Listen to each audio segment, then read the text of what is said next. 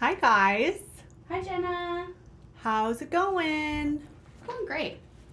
Praise the Lord. What are you looking at, Beth? Perseverance. I love that. Just curious what the Catechism has to say about it. Wanted to have that ready to go. I bet the Catechism has a lot to say. Well, yeah, there are multiple references here that I wanted to look at. Clearly ran out of time because you went live. Here we are. We were late. Are we? Yeah. 2 minutes. Yikes. Hi, guys. I'm Jenna. I'm Beth. This is Beth. She's... Oh, goodness. Oh, no. So sorry. Oh, no. Missed a step. Okay. We're okay. We're good now. Okay. Tell us where you're tuning in from. I'd love to know. This isn't... What is this? This doesn't have anything to do with perseverance. What's the scoop? I've been misled. I'm looking again. Who was at our Phoenix night last night? Because I had such a blast. I was there. It was so beautiful. Hi Leda on YouTube. Hi gals in the app. What? You guys are so cute. Love you. I'd love to hear what's going on in prayer. How are you feeling about prayer in general? Do you feel like you're in a persevering time? Wow. Is it that's like a great super question. easy right now? What's going on? Is anybody just swimming in grace, just loving their prayer? I'd love to hear that. Yeah, man. Megan, what a treat. First time on the app. Is it Megan or Megan? Does anyone go by Megan? It's got to be Megan, right? I don't know. We're going to That's why find I'm out. asking. We're going to find out. Chloe from the Philippines. Hi, Chloe. What a treat. Welcome. You guys, have you ever heard of Bumble for Friends? Jenna. Jenna's all about this right now. I want us to have Bumble for Friends on the Blessed Is She app. We do have that. I just don't Right. think people know that. Right. You Did know? you know we have Bumble for Friends on the Blessed Is She app? I did. Beth knew. I haven't used it. Arlene said, what is Bumble? Beth, can you take it away? Gosh, Arlene, you're so sweet. Lexi said she found a gal 2 miles from her. You're doing it. You're doing it, Lexi. Okay. Here's the sitch, you guys. Bumble is a popular secular dating app. Yeah. Right? It matches you. And I Yeah. think their thing, if I'm remembering, is that for dating purposes, you can match with someone, but then the woman has to initiate the conversation. Like the woman makes it possible for the man to talk to her. Which Bumble for... It's so you're talking about interesting. for men and Yeah, women. I think I understand what they're going for. They're trying to say like you might be attracted to someone, but then you might not actually want to get in touch with them, or you might be talking to someone. So like the woman would be the one to make it open and available. Quote me if I'm correct me if I'm wrong. But actually I think what it does is it totally disorders the way God designed human romantic love and marriage, that like men are meant to be initiators, you know? Yeah. But I understand it's 2023 and they're all about like safety and Safety is important. you know what I'm saying? What's the word I'm looking for? I don't know. When you like say it's okay. Consent. I was like, content? That's wrong. Consent. Anywho, Bumble has launched this new feature for friends, for friend matching. You can like look through profiles of, if you're a woman, other women, if you want to make a friend, and you kind of message and start texting, and then you can agree to like meet up and like have coffee, like a little friend date to get to know a new friend. And we're like, this is really, wow. This is so necessary, you know? Like, if you need a friend, we want you to be able to find a friend. But the thing is, that feature, that capability is on the Blessed Is She app already. You can find members in your area. We just want to give you permission to introduce yourself to DM someone. Consider it like Bumble for Friends. Everybody on there is there for the same reason. They're there for prayer and community. So reach out, you know? Yeah. Oh, Jen, did you really? Well, it felt like a dating site because it is a dating site, but obviously there is a need for friends and for people to make connections, and they want to meet someone who has similar interests. I was just telling Jenna this morning, making new friends, it does feel a bit like dating. It is kind of tedious. You don't hit it off with everyone, you know? Totally. And you have to invest and like go on little dates. You have to make phone calls. You have to start sharing vulnerably, and that's scary. And sometimes it doesn't land. And it is an investment to develop a new friend. It is a bit like dating. Oh, thanks, Lexi, for the tutorial. So Lexi said in the app, you go to the members tab on the left, choose the filter near me. And then you see people near you. I'm going to do it right now. Let's show us. Because I haven't done it, and I wonder who's near me. And the point of this is I'm to talk about perseverance in prayer. You guys, I was trying to darken the camera because I lit it for Beth yesterday, but you can't do it when you're already live, I guess. Well, so I just look like So I am washed out. glowing. Yeah, basically. Jenna is glowing, and I'm invisible. There's also a feature for networking. Tab on the left. Where is this, Lexi? I'm going to pretend to be a user. All the way at the top. I'm going. Members. Jenna. Members. Top. Toggle. Near you. Oh my gosh. Okay, I'm going to show you this. You guys, I'm going to show you this. I'm going to show you this. What's happening? Okay, so I opened the app, We can't see anything. Ew, darn it. Because it's so bright. Sad. Okay, I opened it. I'm just on the feed. Then there are 3 little lines in the top left corner. That's the hamburger menu. Wait, you didn't know that? Hamburger menu. That's what it is. It's so cute. Okay, I click on the hamburger menu, and right there under feed is members. Boop. Clicking on members. Oh, there's me. I'm right at the top because I'm online. That's you, Beth. Yep. And then I'm going to click how we're going to sort. Right now it's just like top down. We're going to sort it. Oh, near you. Who's here? Who's here? Well, don't show the people. It's private. Hey. Oh my Then gosh, what are you going to do? You're going to message someone? You're going to find someone you like? Hi, Mary Ruth. Well, what's cool is then you can click on them and like find out their interests and stuff. Oh my gosh. See more. Hey, Jamie. This is What like is Jamie? Bumble for friends. Yeah. What You in can the see their world? activity. You can see what they're talking about. Esther's on here. She's nearby. I know. Doesn't Beth look good in green? Look at all. You guys. I'm really second guessing this dress, and you're making me feel so much better about it. Because the color is off on the camera. I think it's the colors off on my face. No. Oh, here's Caitlin. Hi, Caitlin. Hi, Annie.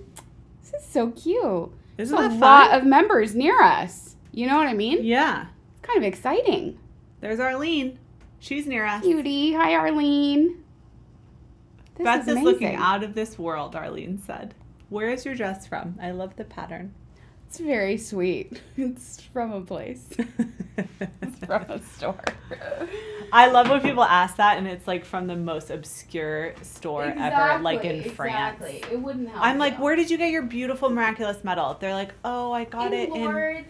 in Lourdes in this little shop that closed down 20 years ago. I was the last customer ever. Yeah, sorry I'm like, about wow, that. I'll never get that. Sorry about that. What? My dream crushed.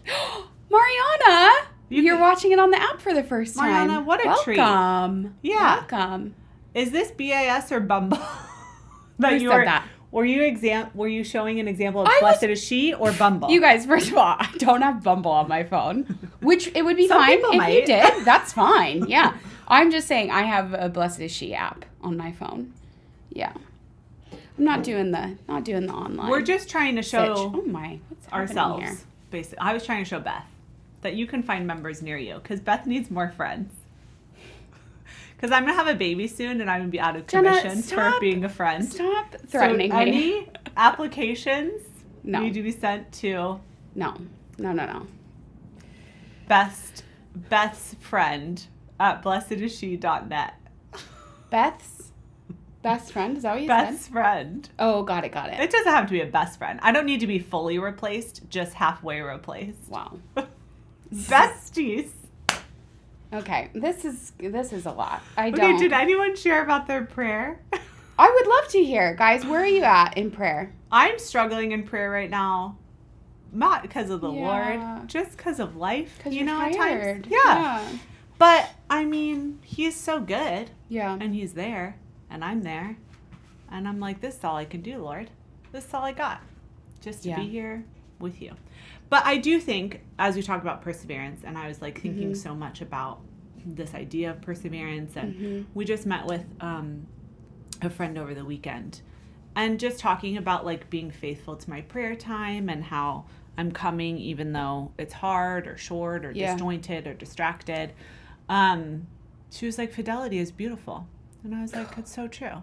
And I just like equate that so much to marriage. A lot of the times is marriage takes great perseverance. It takes massive perseverance to continue to choose to love to someone when it's hard, especially, or when it's like boring or just not feeling it. Mundane. You know? Yeah. And I feel like that's how it is with the Lord at times. Yeah. Sometimes there's just like an overwhelming amount of graces and consolation, and it's like crazy incredible. And then sometimes it's like, what are we doing, Lord? You know? But you're still so good. And you're like, you love me so deeply. What else is there? I don't know. Beauty, anything to add? Well, yeah. You know, we said we were going to talk about perseverance in prayer, kind of the virtue of perseverance. But I do think fidelity is somehow a softer, a more affectionate word for perseverance. Yeah. I think, at least for me, the word perseverance conjures this intense effort and struggle, whereas fidelity is driven by love. And I wonder if when we consider perseverance in prayer, perseverance with the Lord, we're kind of emphasizing our own efforts over looking at just deepening our fidelity. And that's not to say there isn't persevering in it, but there's something, I think, more attractive, something more invitational about deeper fidelity that maybe you kind of lose or are intimidated by when we use a word like perseverance. So I love that you shared that. Yeah. How are you feeling? Yeah, we had a Phoenix weekly night last night. Jenna and I had a little small group and talked about prayer, and I feel like at home and even at times in prayer, like in a chapel, I'm like waiting for the Lord, and it doesn't feel like anything is happening, which then I look back or I journal and I'm like, wow, there was like a lot of grace there.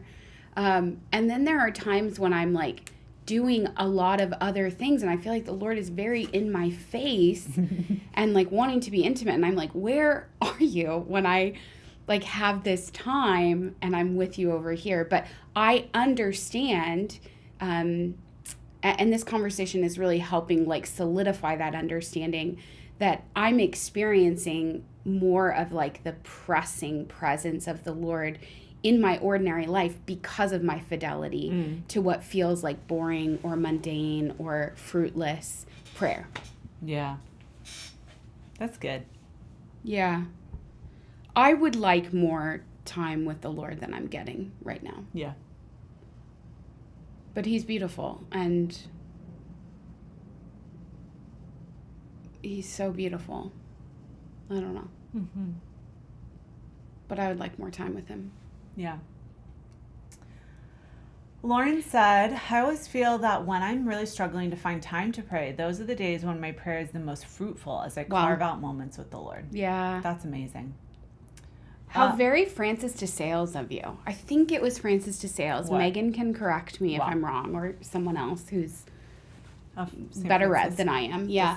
But who was it that said, maybe it was Mother Teresa, but I think she was quoting Francis de Sales. Anyway, that when you're busy, you should always pray for an hour, but when you're busy, pray for 2. I think it was 30 minutes, except when you're busy, then you should pray for an hour. Something like that. I think you were right the first time. Okay, great. Well. Yeah. Mariana sharing a quote from Father Innocent, which please, can he just come on Q&A? Can we phone him up? Can we FaceTime Father Innocent? I wish that was a thing. Yeah. He said, prayer is not entertainment. Yes. That's amazing. I love him so much. I do feel like, Mariana, I am there's an undoing that is happening of like my understanding of prayer. And I think I used to previously talk about it as like a productivity mindset in prayer, feeling like something needs to happen. We need to be working on something. Yeah. I need to take away some tangible, visible grace. I need to have gotten something out of it affectively. But I like that. I feel like that's just like nuanced a little bit more. That it's not only that I think I have to work, it's also that I'm not going here for the Lord to entertain me. Wow. You know? And I think that's tied to this, like, we can just really want to be consoled instead of faithful. We're like looking for consolation rather than persevering for the sake of our love. Yeah. Because we love him and want a relationship with him, and being in relationship with a person is boring and mundane and frustrating. And yeah. You know what I'm remembering right now as you're talking is something that's always really helpful to me when I'm struggling in prayer or like struggling to persevere is just wanting to like show my devotion to him. And I feel like that shows even more evidently when you don't want to do it. Yes. Like I'm like, I don't want to be here right now. I want to be doing 8 million other things, but I am devoted to you. And like I want to pour out my devotion and love at your feet. Because that's all I can do, and I can't like drum up anything else. I don't want to think about all the things I have to work on or just life is hard sometimes, you know? And so I love that we shared that on Q&A a couple weeks ago, like what to do when you're struggling in prayer, or when life is hard. I think that was what it was called. Yeah. And I just am remembering and reminding myself that the church's like liturgical calendar and mass and confession and the sacraments are so incredibly life-giving. At those times where we're like, I don't know what's going on with you, Lord, but I can show up here and I'm like devoted to you. Yeah. We were talking this morning, we were praying together as a staff, and we were kind of talking about this tendency, I'll own it, this tendency in me to all out sprint. And I'll think, like, I can do anything for 2 months. I can do anything. I think maybe we even feel that way about Lent sometimes. Like, I can do anything for 40 days, you know? 40 days is a long time, guys. Okay, but you know what I'm saying. Yeah, totally. I can commit to this thing on a short-term basis. I can dig deep.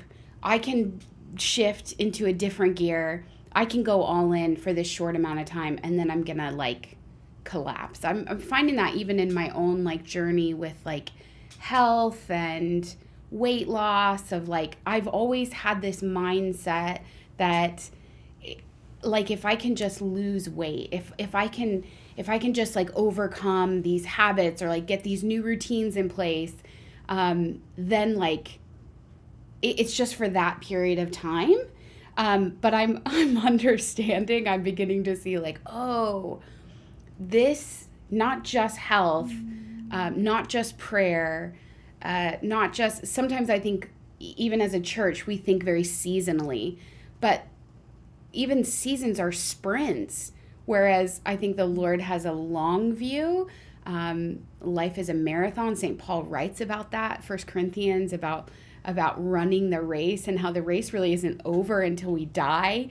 So there's a shift that has to happen in us to go from that sprinting, short-term, all-out, like, hard sprint to, like, preserving our energy, maybe going a little bit slower, maybe kind of low-key always, like, yeah, this is a grind, this is hard. And there are times when we push harder and there are times we back off the gas, but we're in it for the marathon. We're running the race for the rest of our lives. Well, I don't know if it's only me, but I can only sprint for like 90 feet. So I feel like I need to go slow and steady even in the sprints. Like, I am a mess. I'm tired Yes, I'm I'm thinking tired about going sprinting. slow. Totally. Yes. Gina said, how do you persevere when things are going well? Like continuing to nourish my time with God in prayer versus going off of a prayer high and it dying out quickly.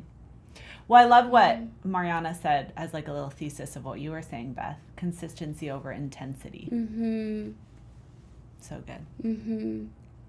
How do you persevere when things are going good? I think that's the answer for me is to still stay consistent with what I'm doing with the Lord. So it's not like, oh, that was incredibly amazing, and I now can like ride the roll of that grace for a few days. It's like, no, I love him, and I need like an anchoring to him every single day. Mm-hmm.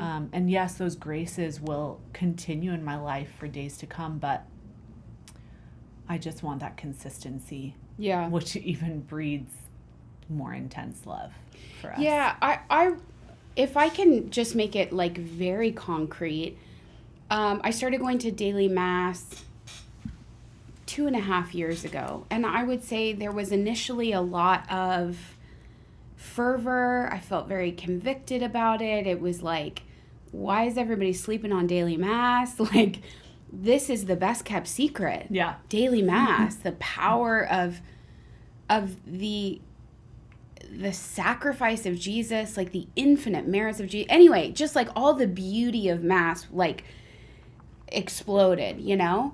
And then there were times that like in these 2.5 years, consistently going to daily mass, there are times that like I'm like frustrated and annoyed and I'm having a hard time with the priest, or I'm showing up late. I like have no energy to get out of bed in the morning. And then there are like quieter seasons, and praise God, I'm in a season of this where I come in maybe feeling a little mixed up. But when I receive the Eucharist, it's like the lights come on again. I remember who I am. Suddenly I'm like, there are no words for what it is that we get to be one with Jesus in the Eucharist, one flesh with the lover of our souls, the Savior of our souls every day. And that is my like lifeblood. It's the source of everything. But I don't feel that every single day. There are ups and downs, even though I'm consistently going to daily mass. Do you see what I'm saying? Even in your fidelity to a particular prayer practice or your fidelity to a relationship with Jesus, even within that fidelity, you're going to experience highs and lows for whatever that's worth. Yeah. It doesn't mean I should stop going to daily mass when things get dry or I get frustrated. I'm staying faithful to my commitment. Yes. Yeah, Megan said, St. Ignatius' wisdom and consolation, give thanks and store it up for future times of desolation. Yes. Yeah. Well, I'm thinking similarly of the fifth rule, in times of desolation, never to make a change. So I think, who asked that? I'm sorry, the comments have scrolled about, was it Gina? Gina. Yeah, Gina, I think consistency in good times, like work with the grace, cooperate with the grace that God is giving, you know, make resolutions, and stick to them so that when times of desolation come, which St. Ignatius says will come, we have that routine, we have that consistency to stay faithful to. We have that practice to stay faithful to. Lexi shared this beautiful quote from St. Teresa of Avila, determined determination. I love her. Oh, I mean, I love Lexi too, but I'm talking about St. Teresa of Avila. Yeah. She is so good. Leda said, even our lifestyles are around this fast-passing life and busyness. In the past, everything was around daily mass, even stores open later, schools, jobs, etc. I didn't know that. So in the past, daily mass was a priority. Now everything else is. Yeah. Deanna said on YouTube, daily mass, I think, is a great foundation ground for getting into Sunday mass more. Yeah. The waxes and wanes do manifest. Yeah. In general, I have found devotion to the Eucharist increases devotion to the Eucharist.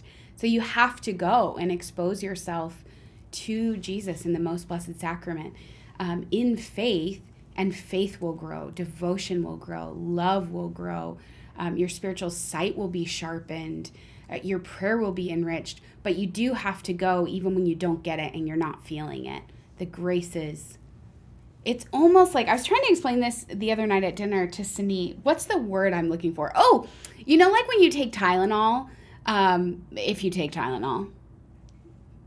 Anyway, if you take any kind of like time release capsule, I feel like grace is taking medicine with a time release feature. Like God gives us the grace, but we're not aware of it because it's a time release. You know what I mean? Yeah. That's the word I was looking for, time release. Yeah. What's its half-life? What is that? Is that a medicine thing? Yeah. What is it? It's like when the medicine is cut in half, doesn't work anymore. Wow. Yeah. So it keeps on having a half-life. It keeps on having until it no longer works. I mean, this is an amazing analogy. I don't know how it applies. Well, we got to think about it. I could think, but it probably wouldn't be like theologically accurate, but I have an instinct about what would be half-life. Okay. If we figure it out, we'll share it next on Q&A. So there's our dear friend, Olivia Spears. She has a homeschool curriculum for Catholic families called Into the Deep. And there's a picture on her website that I think about every day, every other day. I kid you not. Amazing.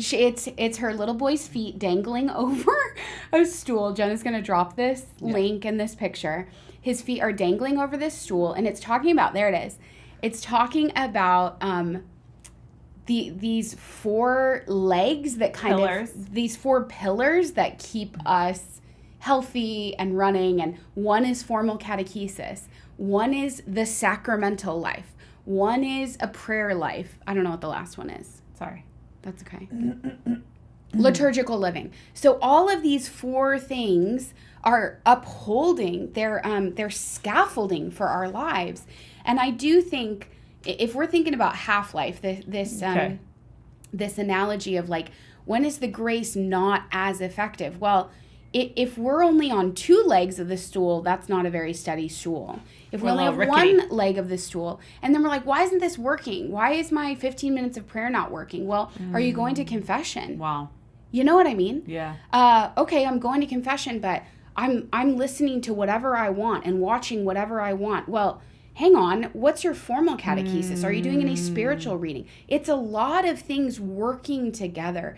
We've been talking, especially with the members and with the WELL alumni, about living a lifestyle of discipleship. And that's what I think of, these four legs, these four pillars kind of holding up, propping up this stool that we sit on. And when one of them is lacking or missing completely, it makes sense that there's kind of a half-life to the grace. The grace isn't able to be as effective. It's not able to flow as, it's not unobstructed. The grace isn't able to flow in an unobstructed way in our lives and through our lives. I like it.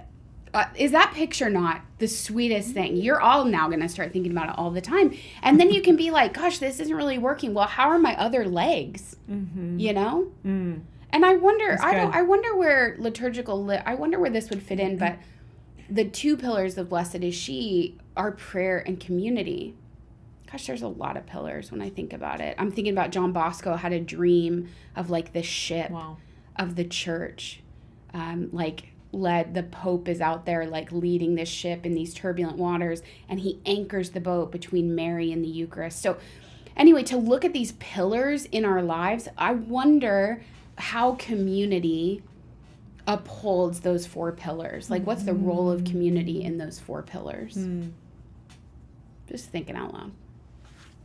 Undeveloped. I'm going to pray about it. Something that I've always found really helpful when I'm struggling in prayer is like, Lord, I'm not feeling this. I don't want to do it. I'm sure you guys have all heard it before, but I'm reminding myself that, like, if you have 15 minutes of prayer that you do every day and you're like, I so don't want to do that, then that day do 20 minutes. Yes. Like, just extend it even longer. Yep. To be like, Satan, you can't even touch me. I mean, you can. I'm not like prideful. You know what I mean? Yeah. But like you don't have a place here. I can't. Adjura contra in Latin, to push against. That's what that means. Yes. when you're like, I'm not feeling this, so I'm going to stay longer.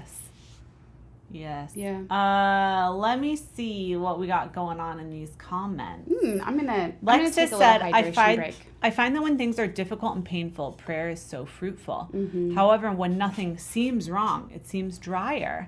So that's similar to the comment earlier. Using the dry time to just give thanks and remembering his goodness in the hard times. Lexus, I think Thanksgiving is I think you really nailed it there. I also just think, like, are we loving Jesus and letting him love us, you know?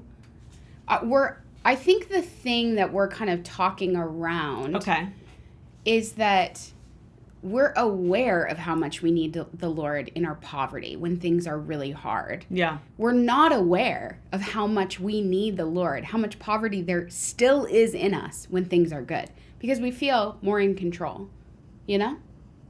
So in a way, thank God for that poverty. Mm-hmm. Totally.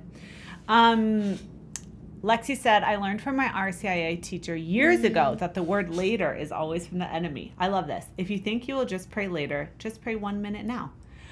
Can I tell you why that's freeing to me? Wow, is I feel like prayer has to be like a thing. Yeah, I have to be. Beth talked smack about a prayer chair, but I do have a prayer chair. Oh, I love it. I'm saying I want a prayer chair and I don't have one. I'm going to buy you a chair. No. For Christmas. Anyway, I need to have my prayer chair, and or I need to be like doing the rosary with the family, or you know what I mean? Like it has to be a production in a lot of ways. Yes. And instead it's like, it's not like I'm just going to do it later. I can just do the sign of the cross actually right now. And I can just like lift my heart out to the Lord or ask for Mary's intercession and she'll come through. Yeah. Honestly, like she does. I know I talk about this every week, but it has truly been a life-changing grace for me. The dishes are teaching me that. Yeah. Like the dishes, which I used to abhor, are now a place of like intimate encounter for me. I had that word from Our Lady. I asked her, how did you do the dishes? Like, help me. And she said, 1 at a time.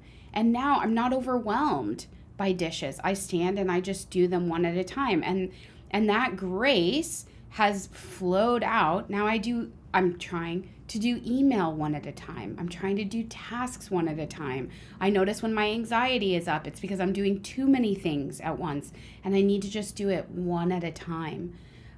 Even like I'll be listening to a podcast doing the dishes or cooking. And as I'm doing the dishes, I like feel this pull to like turn off the podcast and just be quiet and like listen to the water. And this is serious, I've started lighting a candle when I do the dishes. Wow. Like I'm just learning to allow the Lord to be a part of ordinary life rather than making... I don't want to speak against having a personal prayer time. We absolutely need a conscious, set-apart time of prayer. Yes. But if we think the Lord is only in that conscious, set-apart time of prayer, we're missing all of the grace and all of the intimacy and all of the union available to us living our ordinary, sanctified, beautiful daily life. That is incredible. I can't true. wait. It's true. To light a candle when I do the laundry. It's honestly very, very sweet. Yeah. It suddenly becomes this like sacred thing. Yeah. But like I'm just doing the dishes. There's even a part of me which I've hesitated to even express this to myself, but I've started like looking forward to it because I know now this is a place where I'm going to encounter the Lord or I'm going to be with Our Lady, you know? That's rad. Well, yeah, and I called this thumbnail Just Keep Walking, along the lines of that with Beth. Like, just doing this 1 at a time, and even in our prayer, that we just, like, take 1 step at a time. He's not asking for that full-on sprint. It's just 1, like, turn of our gaze, 1 moment with him. That's perseverance in relationship. And again, to go back to marriage, like, it takes so much to like just continue to serve and to love someone, but 1 moment at a time, as opposed to thinking like, oh my gosh, there are all these things I have to commit to and do. It's just 1 step at a time. Well, it's that all or nothing mentality that I think we have a lot of areas in our lives. I have that when it comes to like my health or making a change. I notice that in prayer. Like if I can't do it in the best way with, you know, all of the exterior things kind of lining up, then what was the point, you know? Yeah. Yeah.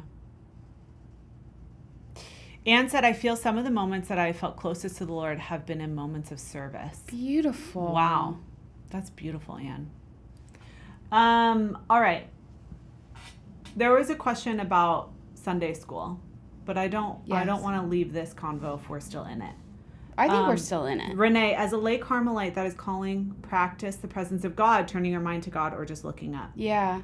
But I think what wasn't clear to me about practicing the presence of God, there was still a Brother distinction. Lawrence, why weren't you more clear? No, I'm not talking about him. I'm talking about when I've heard other people talk about it, or people that were holier than me trying to tell me about it. Right. Just in my limitations and my narrow thinking, it felt like, okay, how do I like, it's almost like disassociative. How do I like come out of the present moment to like be with the Lord and be aware of the Lord, instead of realizing that the Lord condescends to us, not in a negative way, not in a belittling way, in the same way that he condescended to come from heaven and become incarnate and enter into ordinary everyday life and make it holy. He sanctified our humanity. He blessed our humanity by not only becoming man, but living as a man, a patient, slow, everyday, ordinary life. There's a quote in Contemplative Hunger, which is currently my favorite book on the spiritual life by Father Donald Haggerty. And he talks about how eternity is overlaid every ordinary moment. And again, fidelity to daily prayer is what opens up that vision of seeing and finding and feeling eternity like radiating out of the ordinary moment. Like I'm doing the dishes and the candle is burning and it's quiet and I'm listening to the water and I'm just breathing and I'm noticing the way the light comes in the window. And there's a kind of a secular thing that I've seen a little bit kind of gaining some traction. I see these like secular influencers talk about romanticizing routines, romanticizing daily life.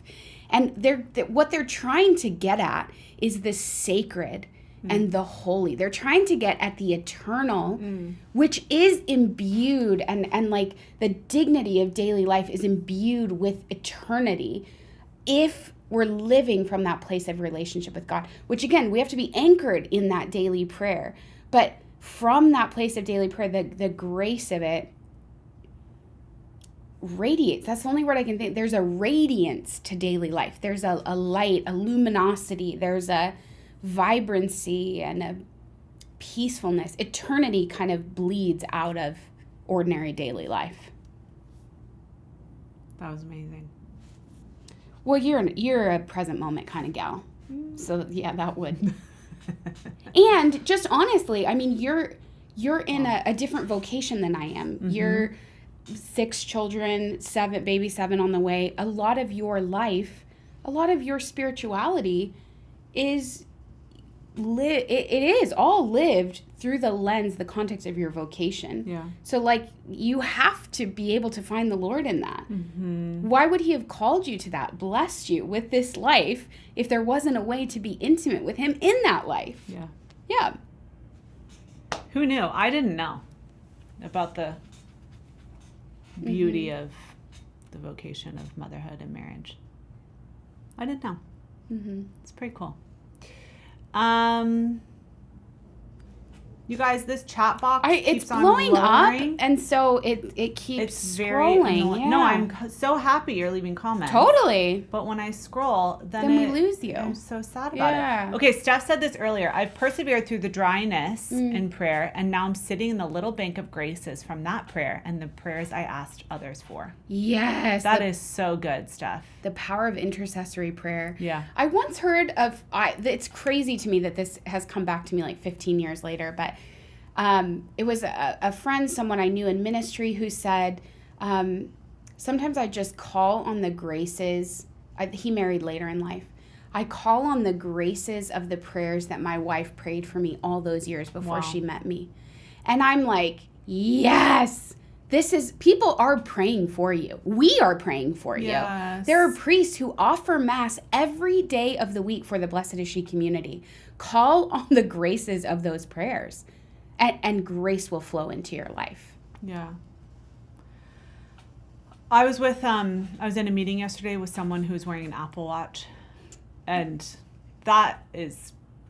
I don't have one of those. Yeah. I've had one for like a little short stint of time. It didn't last very long. Yeah. Anyway, it kept on dinging like the whole time we were in this meeting. Mm-hmm. And I just thought of it because a lot of you are saying like in prayer, it's really helpful to me to have like alarm set or calendar, like it in my calendar, scheduled time in my calendar. And like if our Apple Watch or Fitbit can tell us when to stand up, like, I don't know where I was going with that, other than I want to like be prompted to reminder to pray. Yeah. I said I found this like habits app that I tried a few months ago. Yeah. I really liked it actually.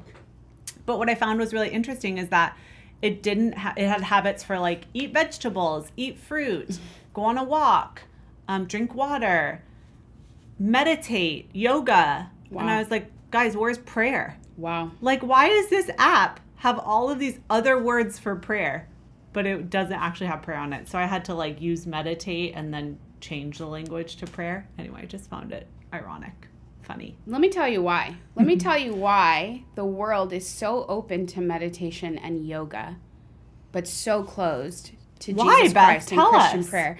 I mean, as you're the evil one describing is this, real. Absolutely. But I think what's at the center of those practices is yourself. Whereas what's at the center of prayer is someone else. Yes. And I'm saying I don't know what I'm doing. I don't have what it takes. I am helpless. I am in need. I want to be loved. And all of these other things promise to make you stronger, you more independent, you more self-sufficient. I mean, that there is a ploy there for this independence, which is really slavery. Yes. If you're just self-reverential, or you're using these new age practices you're making a bond there with the enemy. But if we instead, it's so subtle and humble. If instead we would humble ourselves and come into prayer and be about the other, Jesus Christ, the God of the universe, the Savior of the world, the only reason we live, the only hope we have for eternal life, then we would start to change from the inside out. Yeah. Bam. That's what inspired Hallow. Tell me more, Leda. Okay, let's see what we got going on. Anything else about persevering in prayer, guys? Or Beth?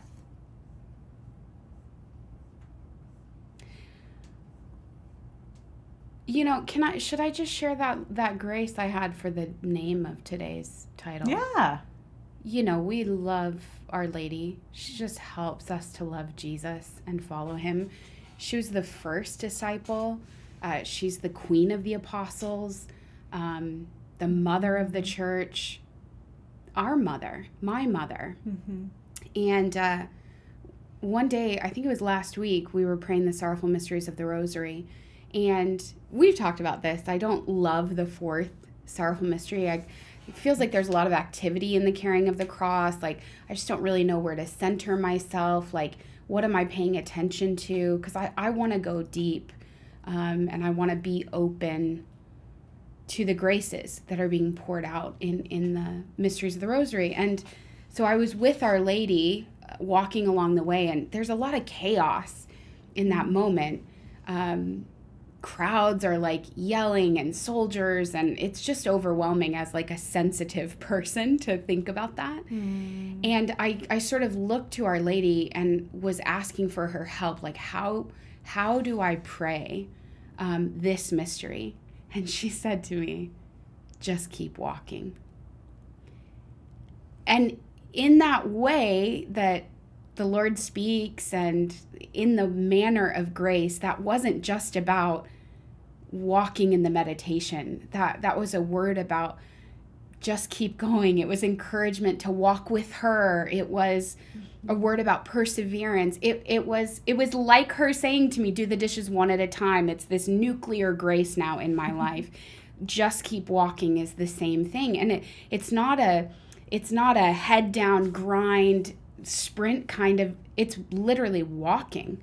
Just keep walking. And I'm not even walking alone. I'm walking with Our Lady. Mm-hmm. And the burdens, my own sin, my suffering is all being borne by Jesus. And the three of us we just keep walking. We're walking together. That's what I have to offer on perseverance. It's about all you need. Yeah. Yeah. And that's on perseverance. I still don't get it. But me either. Can I tell you guys something I don't get that I see a lot? Yeah. Hard pass versus easy pass. I talked to Beth about it a lot. At length. But like, if something is easy to pass up, I feel like that should be an easy pass. But people use it the other way and they say hard pass. I think both things mean the same thing. I still don't understand how a pass that's easy is hard. I've never heard someone say easy pass. Right, that's what I'm saying. But why don't we? That's easy to pass up. Easy pass. Yeah, no I'm brainer. not. Steph's saying like you want me to no-brainer. eat a salad at lunch? Easy pass. I'd rather eat a burger. Yeah. You know? Yeah. Yeah. Lizeth, I hear you. Because of health reasons, doing yoga is one of the exercises I can do. And the video instructor says something about thanking your body or doing, these things. I thank God for my body and pray Hail Mary. Beautiful, beautiful. I look at it as stretching. Is that okay? I want to be able to get stronger and do other exercises, but I need to start somewhere. Thank you for sharing. That's just a vulnerable question. I appreciate your humility in answering it. And I'll tell you that I was introduced to yoga years ago, and I loved it for the same reason. It was low intensity, and I had a prayer life. And so, occasionally at the gym, I would end up in a class that was more spiritual, and I thought, well, I know the Lord. This is just prayer, so I'm just going to talk to Jesus. I'm going to pray to Jesus. What I didn't understand is that yoga is a religious practice. We have diluted it here in the States. It's been branded as something else, which, my goodness, if that's not the MO of the enemy, to be like, it's not a big deal. It's just stretching. It's just breathing, just praying your own way. And that worked for me for a long time. I should say I thought about it in that way for a long time, but it did not work for me. And there was fruit of that in my life. And I'm sure other people you could find on YouTube, there are testimonies of people who have gone away from yoga, who have had to bring it to I brought it to the sacrament of confession to be delivered from a spirit of yoga. So there are alternatives, and I understand. We have a dear friend who had a similar experience of yoga, that she has chronic health, and yoga for her was a lifesaver. And then we just, in a personal conversation, which I feel like is what we're having here, I just shared my own testimony of being set free and a little bit more of the history of what yoga really is. And she took that to prayer, and to her credit, in her humility, she was like, I can't do this anymore. I can't do this anymore. And repented of it, wanted to break free from that, and found other ways. And I see other women in the chat maybe selecting or suggesting Pilates. And I would absolutely exactly. There are alternatives, but and this is interesting actually, if we even step back, why is there this intense, why is yoga so upfront when there are so many other ways that are non-spiritual, not religious? Why is yoga the one that is constantly in our face? And what is that resistance? I'm not saying you have it, Lizeth, but I have encountered this. What is that resistance that I feel? Why am I so attached to yoga that I wouldn't even consider an alternative something like Pilates, you know? Mm-hmm. Yeah, and we are spiritual beings who have physical bodies. Yes. And both of those should be used for the good and glory of God. And so yoga poses are Hindu religious practices, as Beth said. Like, those are poses that are geared towards Hindu gods. Every pose is meant to Right. be worship. Correct. Yes. And so just as in my life, when I kneel down at a pew, that is like posturing my soul, my Yes. interior life towards the Lord. I'm kneeling in front of a crucifix, etc. Mm-hmm. And just like, our bodies are not detached from our souls. They're not two separate things. What we do with our bodies matters. Mm-hmm. St. Paul says that, like, even more so, the Mm-hmm. sins of our flesh have like a greater impact on our souls than any other sins. Yes. Which is, I think, why like Christian culture in general talks so much about the flesh. I don't think it's just like we're like obsessed with fleshly sins. I think there's like a spiritual truth to that. Yes. That comes from St. Paul. So anyway, that's just something to offer, to pray about as well. That we are one, like the Lord made us. What's that word? We're incarnational. We're all of those matter. Yeah, embodied. Yes. Yeah. Yeah. Our Well- body teaches our mind. Yes, Lexi. Yeah. Go ahead. Lots of good resources being shared here if you want to learn more. I know we're just kind of, glossing over this. I've personally had a longer history with this, and I'm sure it seems like some other women in the chat have resources and have experience with it too. I didn't know Matt Fradd had something on it. I'll have to go Yeah, listen he to had it. a guy. It's okay. a long form interview with a guy who was a yoga instructor even. Oh, okay. Like, went to another country and was like very, Like, learned. he was immersed, in not only the practice. It's interesting too, isn't it, that they call it a practice. They don't call it exercise. We're the ones who are Interesting. trying to justify it and make it just exercise when that's not actually what it is. Like, we are so delusional in our society. This is maybe a broader comment, but why are we so afraid to just call things what they are? Tell the truth about what something is or someone is. That's what yoga is. Yoga is a spiritual practice. It is. Interesting. Yeah. I didn't know that about Pilates, Stephanie. I don't know if you're saying. that Oh, we I didn't shouldn't know do- that. I don't know anything.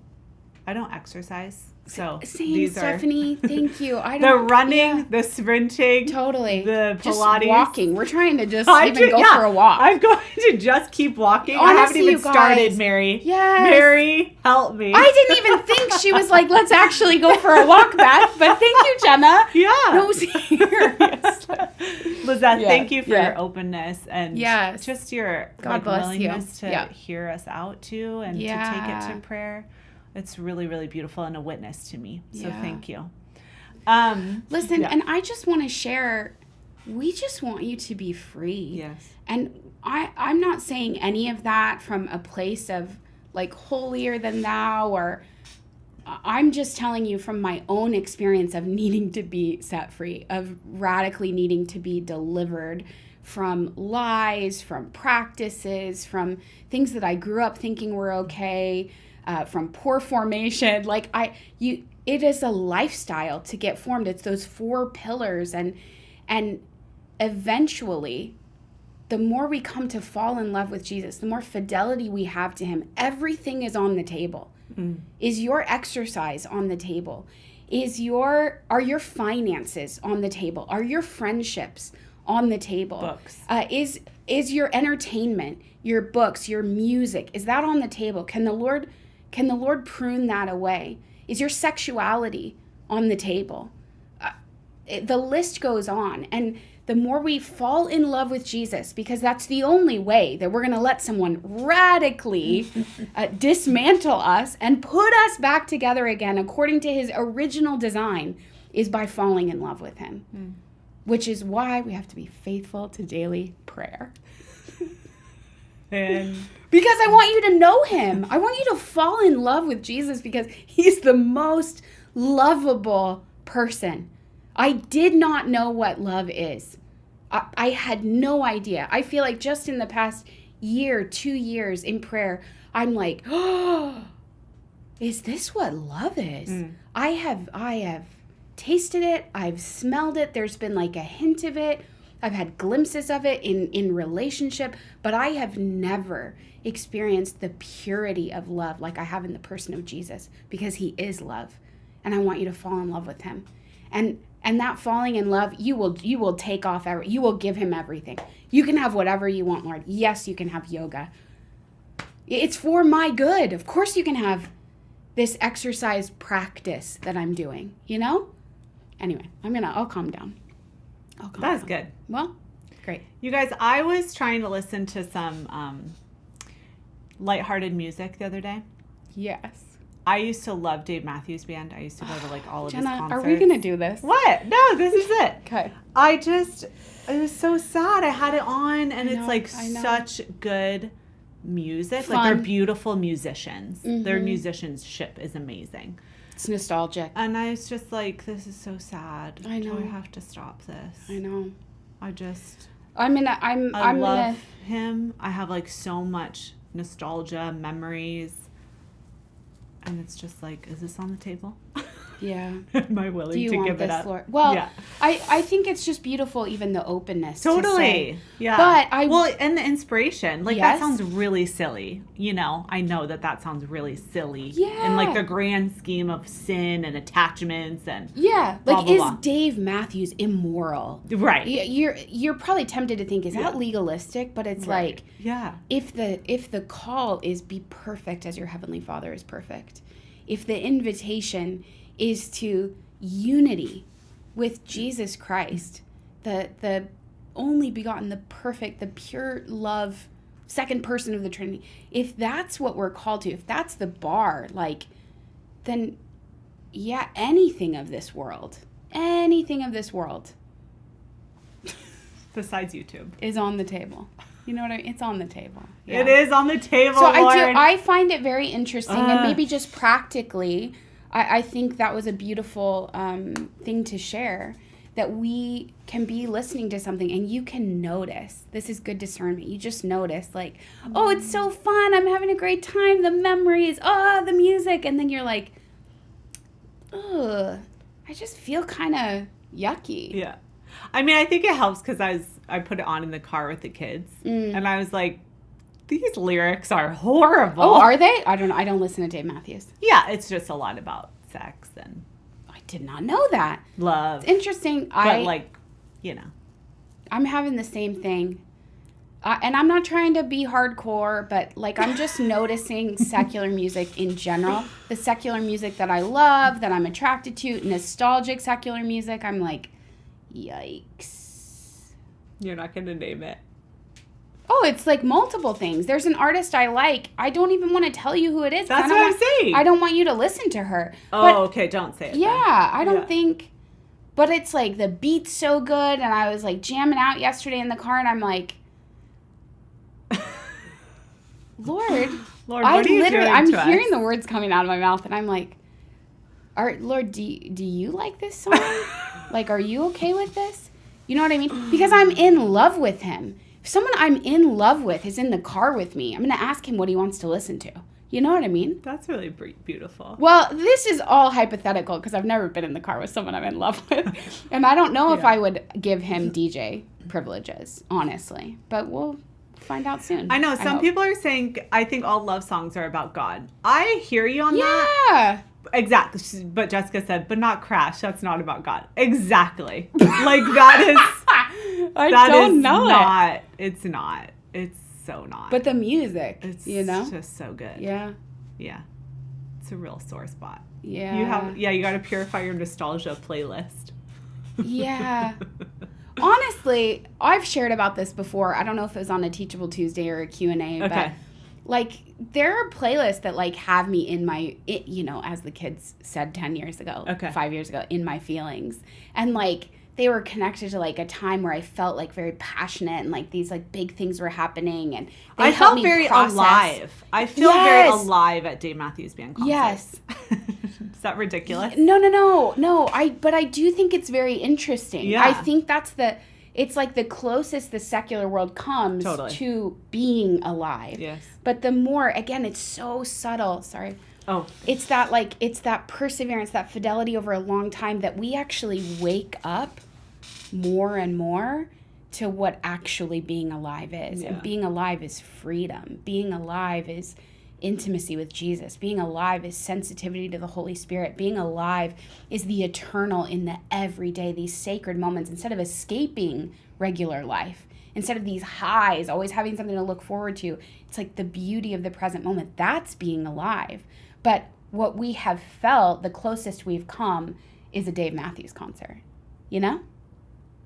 Or Taylor Swift. Or Beyonce. Oh. It's all on the table, you guys. It is all on the table. Do this with us. Put Taylor Swift on the table. Talk to the Lord about it. You know what I mean? Mike's been here the whole time. He just says, yep. Yep. Mike's willing to not listen to Dave Matthews Band in the car. Yeah. All right. Thanks for hanging with us. And that's on Persevering. Listen, it's so worth it. Jesus is so worth it. Like, you can have it all. Take it all. I just need to find a good band. All the bands I like, yikes. Need to Breathe, they're good. They are good, actually. I'll try them. Thanks, are good. Lord. Yeah. Jesus is worth it. It's hard. I love the Avett Brothers. Okay. And I don't know, some of their newer stuff, honestly, some of their older stuff, I'm like, oh, this kind of, I don't know if Mary Colleen is here, if you're okay with me talking about the Avett Brothers. She loves them, too. Oh, she does. Like, Gina, stop. Gina, are you putting the office on the table? Did you just throw down? We should have ended this call before Gina was able to say that. Before sweet, holy Gina put the office on the table. Yikes. No. I'm literally crying right now. No, the office is not on the table, Jenna says. Just put it, here's the thing, just put it on the table. I'm not saying you have to, like, cut it off, give it up, but, like, can it be a part of the conversation? You know, can you bring that to the Lord? Okay, Avett Brothers, you're done with that? Keep it. No, I don't know. That's true, Gina. Yeah, talk to me, Molly. What do we have here? Molly, call me out. I know you had some playlists during the well, but do y'all have playlists elsewhere? Oh. That wasn't a call out. I thought you were saying something about Molly. I'm sorry. I saw T Swift and I was triggered. I was taken back to me going to. Maybe Beth has T Swift accidentally on a playlist. We got to. I was thinking I probably do. I probably do have them on there. Her on there. We'll share a playlist. Let's do that in the comments. Let's make like an encouraging. Molly, you're so sweet. It's just going to be Need to Breathe and other bands like them. Yeah, we will. We'll make a playlist. We'll share it on that. Yeah.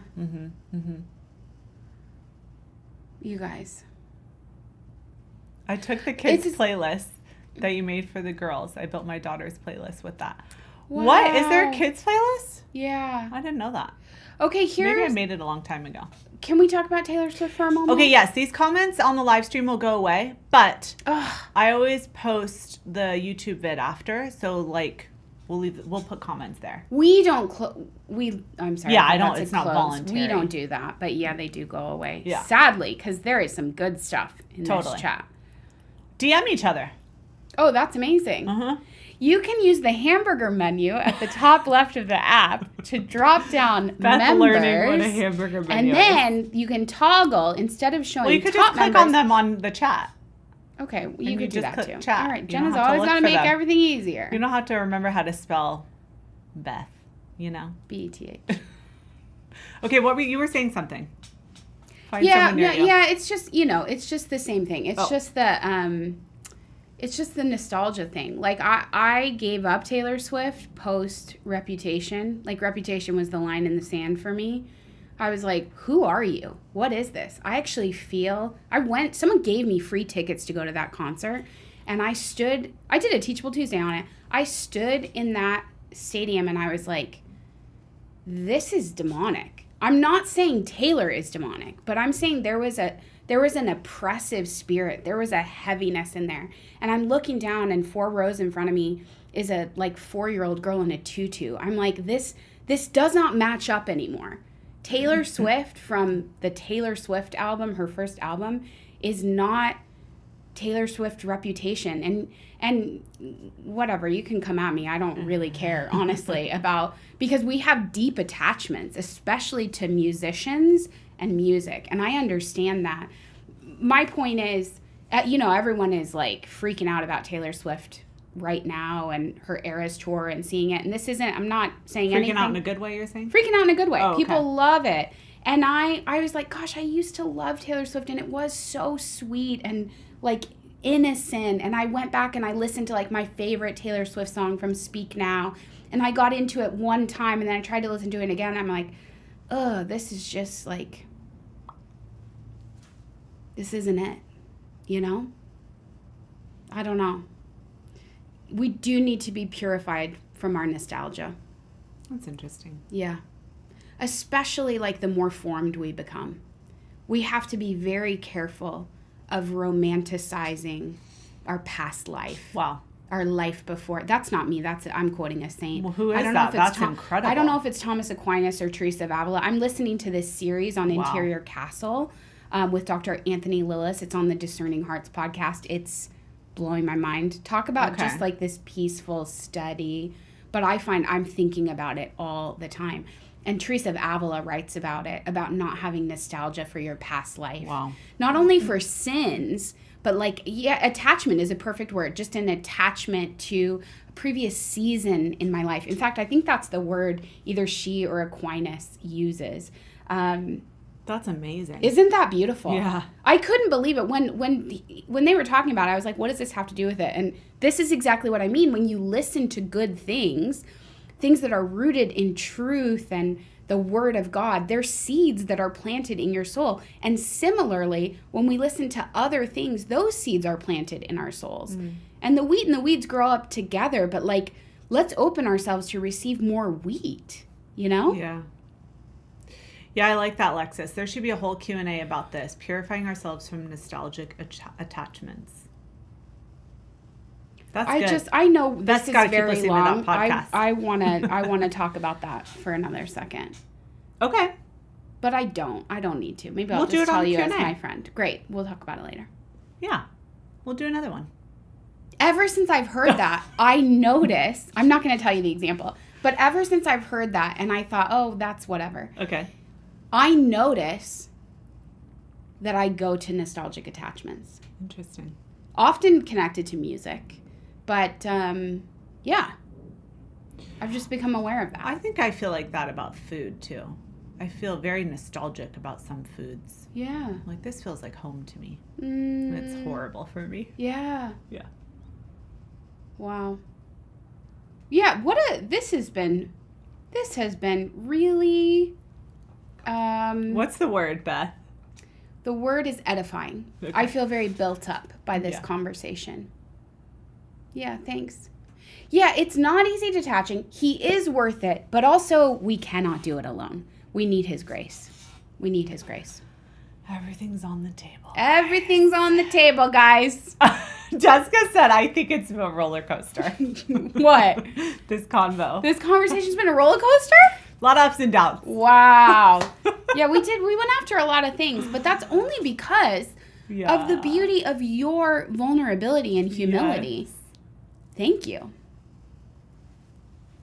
Oh, Steph, this is what I mean. Steph, that's another example of a nostalgic attachment. Like you have the Dodgers. I wasn't gonna call it. Oh, specifically, sorry. But sports. Yeah.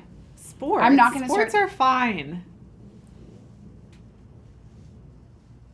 I think Steph met certain sports teams. I know what you mean. Oh. Yeah. I think a lot of people have a lot of stuff. Playing pickleball, I think, is okay. Yeah. I'm talking about, yeah. Pickleball is not any has no attachment to Hinduism. Yeah, of course. No, I know what you mean. Some volleyball. If you're good, call me up. Message me on the app. I'll play with you. Members? Near me. All right, love you guys. Bye. Bye-bye. Later. See ya.